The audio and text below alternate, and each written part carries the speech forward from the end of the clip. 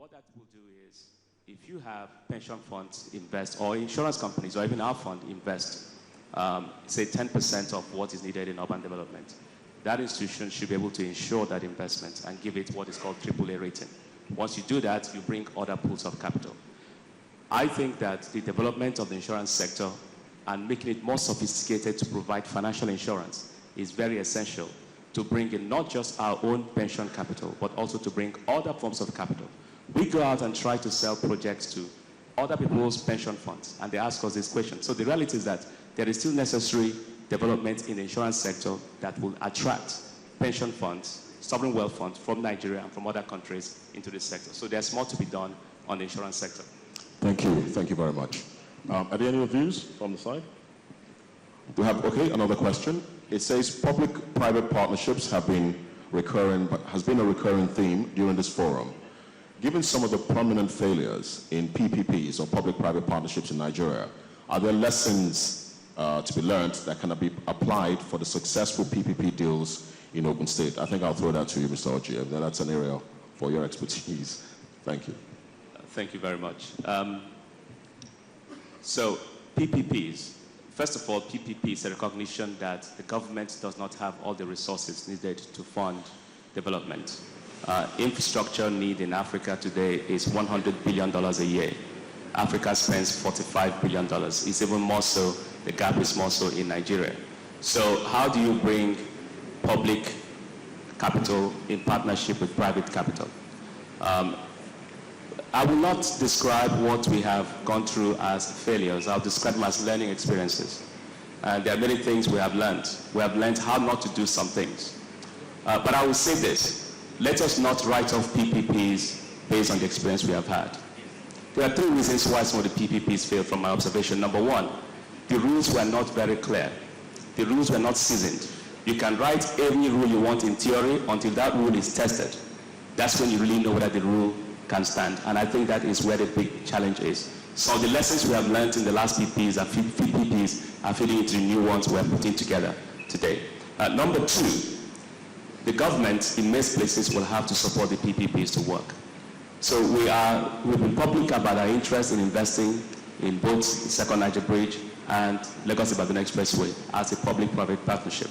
The reality with some of these things is that the support necessary to make it happen has to come from government, be it through unitary payments, be it through certain forms of guarantees. Those must be supported. And the reason this is important is investors always have a long memory. If government does not follow through with its commitment, investors will not come back. Go ask Argentina what has happened in some of the cases where they refused to pay on some of the loans and defaulted. That was a problem. And so to the extent that we have had a cleaner debt profile, I think it is important that the commitment that government makes will be kept. And with that, I think PPPs will start to flourish. It is essential. Many people want to come to Nigeria. Whenever I go out to talk about NSIA and providing a platform for people to come in, everybody says, we'll partner with you. We'll partner with you in new city development. We'll partner with you in hospitals. We'll partner with you in agriculture. We'll partner with anything. But at the end of the day, underpinning any PPP is a rule of law. Let's make those laws. Let's keep those laws. That is what will guarantee private capital flow into the country. Back to what the man said, TLC. I think it was transparency, I can't remember the other one, and then also very, very good words for that. There's one more question. This is the final one. It says, in developed economies, financial services institutions create channels to connect producers with consumers. Please shed some light on what Nigerian banks are doing to emulate this practice. I think I'll throw this out to the commercial banks. So starting with Mr. Balogun. I was hoping I'd answer that question, actually. I assume this is really talking about agriculture, right? If we look at what it's saying here. Possibly. Yeah, well, I'll use agriculture in this case. It's early stages for Nigerian banks as far as actively supporting agriculture is concerned. But I will say that that linkage between the producer, which is really the farmer, and the consumer is key. One of the things that we are trying to do as an institution is work also with, and I think it's all about collaboration and partnership, work with institutions that are helping to aggregate the production of these producers, provide them with financing. They in turn can help to get that produce to the market efficiently, and also in some instances provide value-added services in terms of technical support, in terms of better variety of seeds and so on and so forth to the farmers. Now, one of the challenges, however, there is, of course, there's still the issue of the fact that as an aggregator, you may still have relative buyer power from the with the consumer. And that's where I think issues around price discovery and commodity exchanges and so on and so forth come in. Because if we can make the entire ecosystem of lending to agriculture and supporting the agricultural sector more complete and more efficient, then I think ultimately those producers will benefit as well. Thank you. And Sterling Bank? Yeah.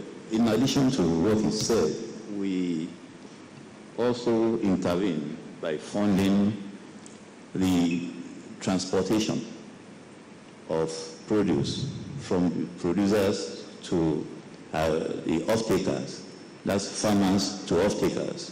For example, sorghum. From the north, we fund the players, the transport, the middlemen, from Zaria to, based on the invoices given to our customers by Guinness. And also, we fund that gap, and we're able to connect them. And we have a thriving agri-desk that's always doing that.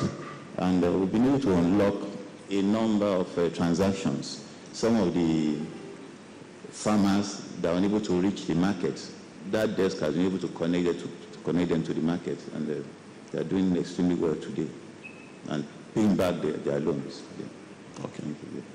Thank you very much. So I think without further ado, let me thank the panelists, and let me also thank the governor and the president, the former president, Olusegun Obasanjo, for sitting and listening to us. And thank you so much. I think that's the end of the question time, and thank you very much.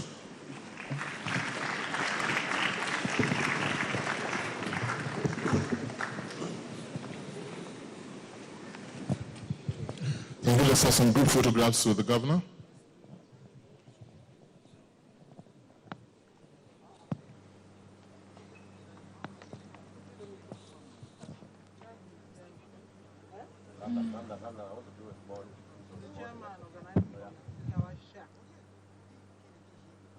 Well, you're still watching the Investors Forum 2014 taking place here at the Cultural Center in Abeokuta, the Ogun State capital. The last session, plenary session 6, was about financing agriculture and housing development, investment opportunities and potential. It was a very interesting and educative session, I guess. Many people, or the panelists, contributing positively, talking about the potential that Ogun State holds. This morning on our program, Sunrise Daily, the governor was saying something about Ogun State wanting to be what New Jersey is to New York. And it's definitely one of the things that the panelists have identified. You have the financiers on this particular panel, and they have been talking about what they can provide, the potential that Ogun State holds. Well, this session has finally come to an end, and shortly, as the pictures are being taken, we expect that shortly after, the governor will be giving his closing remarks. The communique will be presented, and you also have the vote of thanks by Barrister Taiwo Adeolowa, who is the state's Secretary General. Who's Secretary to the state government, I beg your pardon.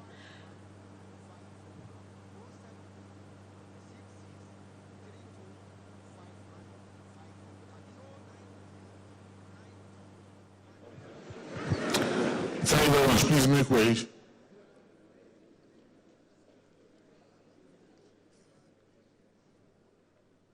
Thank you very much.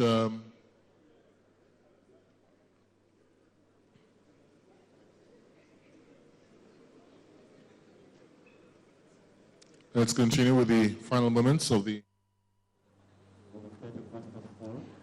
Well, just before we go to the final moments of this particular session, I think it's also important to bring you some of the takeaways that have come from this session.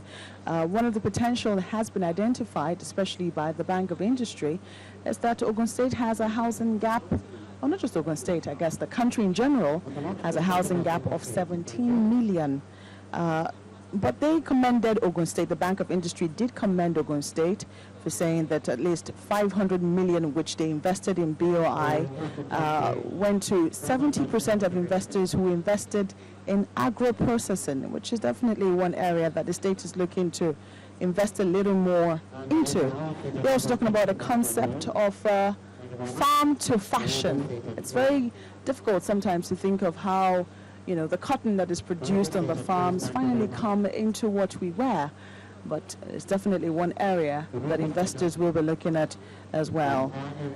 Some of the things we've also heard from those who are talking about financing mortgage, because it's interrelated. They want urban development. They also want development in the agri sector. It's a provision of 20-year money, which they say will be provided. They're also talking about the potential, which is a massive borderline. Some people say that there's almost no difference between Lagos and Ogun.